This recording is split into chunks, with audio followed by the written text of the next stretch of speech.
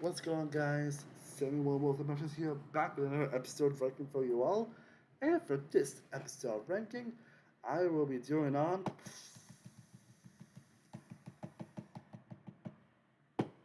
The Walking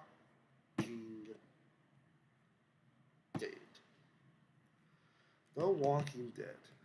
Like, I don't think The Walking Dead really is all about it. It basically was the zombie apocalypse genre, so the one that, for the longest time, it was a big juggernaut, a huge phenomenon.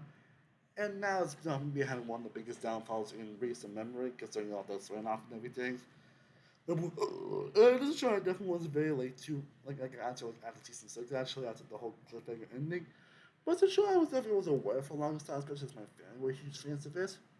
But season six, I finally got into it, and I've pretty much been a fan ever since. Even with if I started watching a bit too late with the later seasons, but some are great, but so much.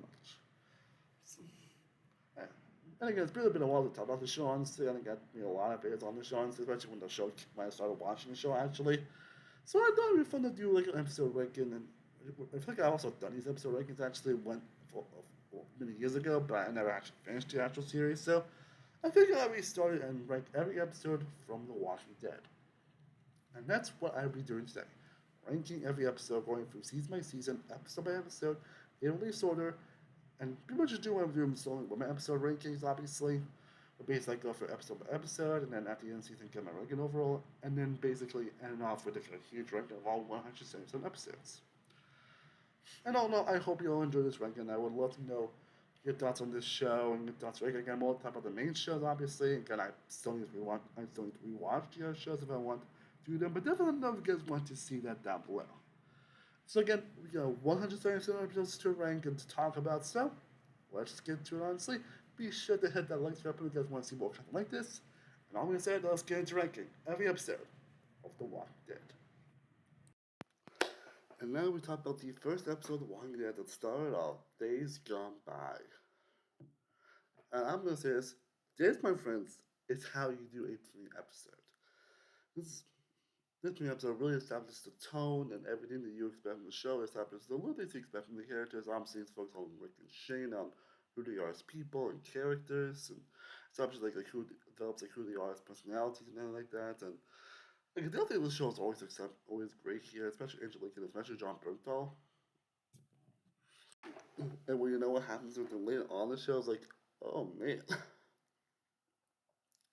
But it was just a ton. I mean, that opening sequence is just still gets me. And then the whole thing that leads to like Rick being hospitalized and then being with his family and then the day he's died and all that stuff. And of course, and while trying to figure he ends up meeting like Morgan Jones and his son, who obviously Morgan becomes like more prevalent in later episodes, which we'll get into. And so it's crazy to think that he only appeared in this episode, but he definitely makes a good first impression for sure. That's why the pandemic and everything, and of course these monsters are called walkers here, because of zombies and everything. I quite like the tragedy, all the stuff, honestly, and everything like that.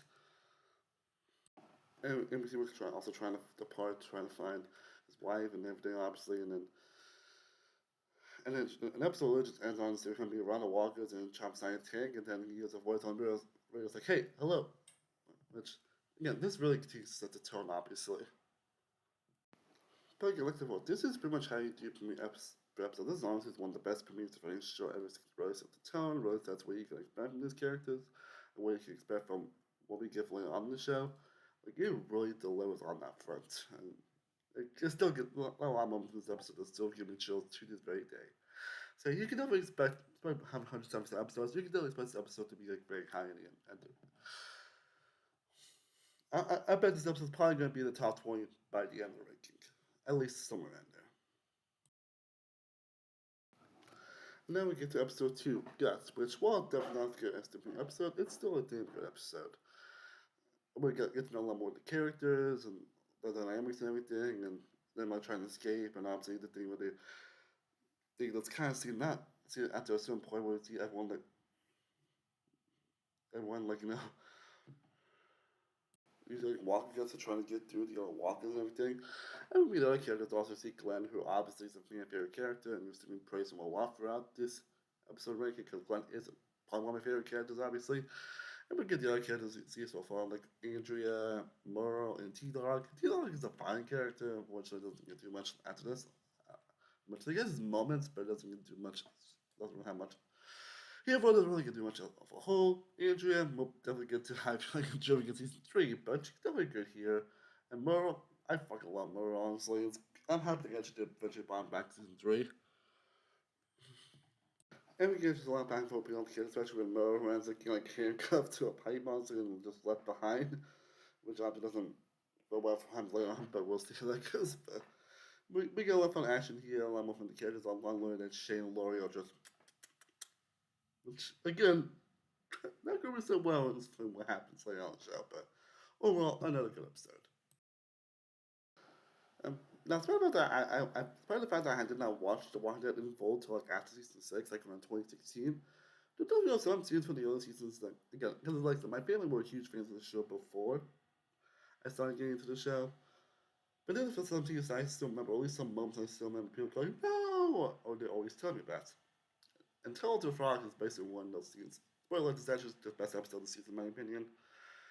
As basically we see we're also on rooftop, and then we see Rick and everyone else reunited with Betty, and everyone like all the love and everything like that, and then Rick is coming out, and again, the moment where Shane basically just walks, I was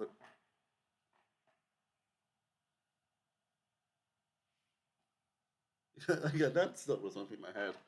And just the whole moment, you know, see like Carl just run up to Rick and everything, and like, that. And then everyone's just like, oh my god, like that emotion really still hits me. That's the thing I still fully remember. Despite the fact I did not watch the show too, as specific, like I said.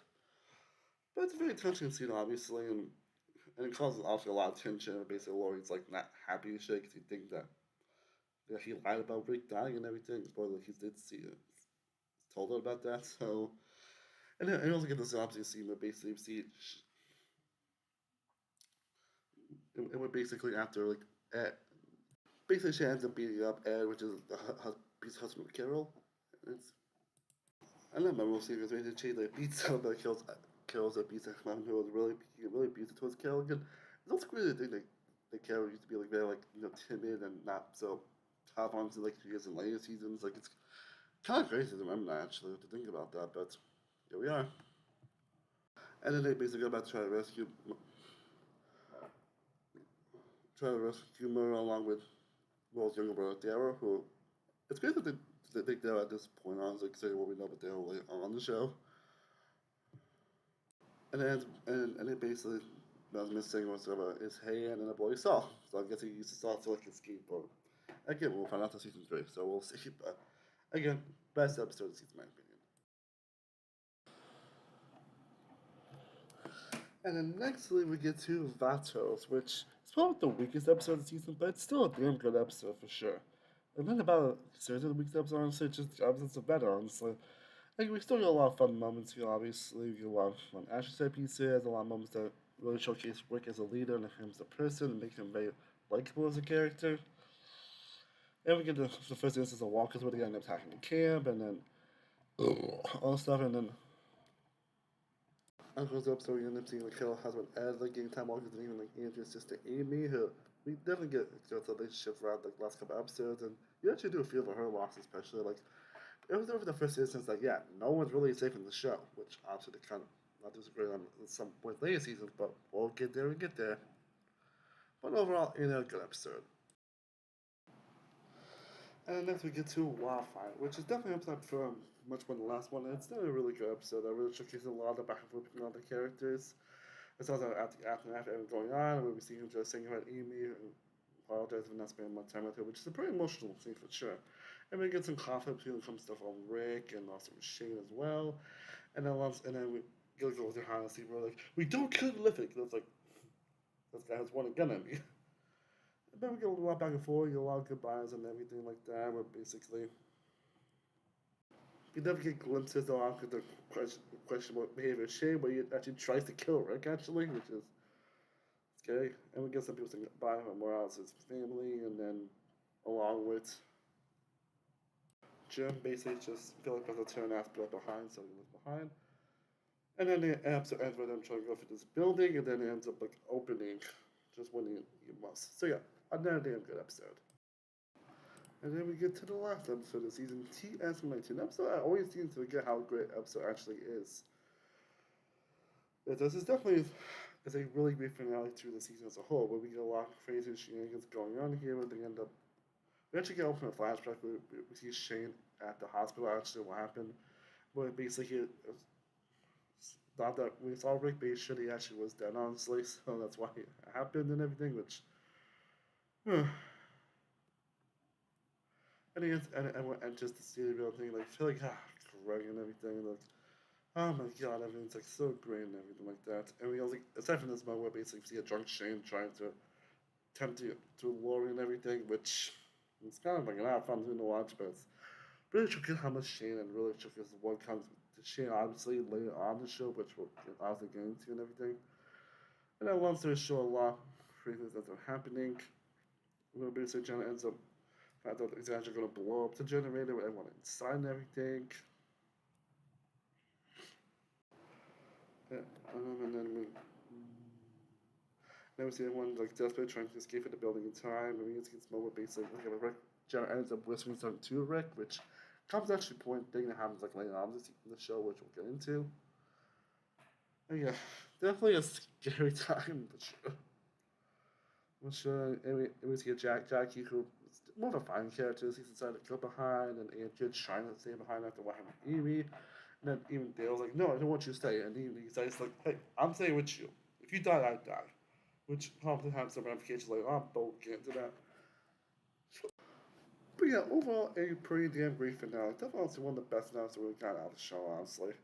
And that pretty much ends season one, which I think is still a pretty great season. I feel like people tend to forget how great season one actually is, honestly, because we'll have later seasons. But season one, I think, still is a damn great season. It's still like it's consistently good. It's one of the most consistently good seasons of the show. Has like so many great moments. Really introduces well to all the characters, and all of them have like great moments, and then really sets up a lot of interesting things coming with these characters later on the show. So as a whole, 6 episodes, all of them are great. So yeah, this might be one of the best seasons. Still one of the best seasons of the show in my opinion. I don't think tears get better than what I think about it, honestly. So yeah, season one, great season. That was good season two, which is definitely an interesting season for sure.